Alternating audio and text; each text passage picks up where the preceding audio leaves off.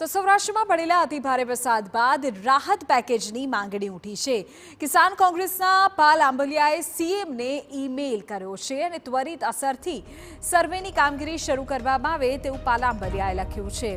તેમણે કહ્યું કે દ્વારકા, પોરબંદર, જૂનાગઢમાં સર્વે કરાય અને સહાય ચૂકવાય। ગીર પંથકના ખેડૂતો માટે વિશેષ પેકેજ જાહેર કરો।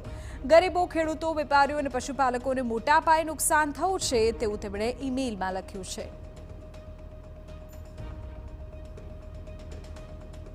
વેપારીઓ, ગરીબો, માલધારીઓ અને ખાસ કરીને ખેડૂતોને જે જમીનનું ધોવાણ થયું છે, પાક નુકસાની થઈ છે, આ તમામ વર્ગો માટે રાજ્ય સરકાર તાત્કાલિક સર્વે કરે, અઠવાડિયું 10 દિવસ રાહ ના જોઈ, વરસાદ બંધ થાય અને સર્વેની કામગીરી ચાલુ કરવામાં આવે અને તાત્કાલિક આ વિસ્તારના ખેડૂતોને, માલધારીઓને, વેપારીઓને અને ગરીબ વર્ગને જેને ઘર વખરીનું નુકસાન થયું છે એવા તમામ લોકોને સ્પેશિયલ પેકેજ આપવામાં આવે।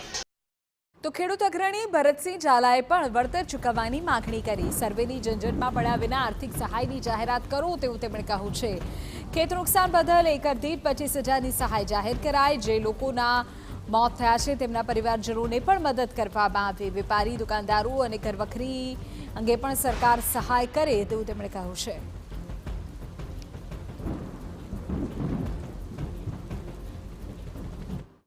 ખેડૂતોને મોટા પ્રમાણમાં નુકસાન છે જ તે ઘણા તાલુકામાં અતિવૃષ્ટિ અને પૂરને કારણે નુકસાન થયું છે અને ઘણા તાલુકાઓમાં વરસાદ ઓછો થવાને કારણે પાક નિષ્ફળ ગયો છે। તો સૌપ્રથમ તમામ ગુજરાતના ખેડૂતોના દેવા નાબૂદ કરે એ પૂરતું નથી।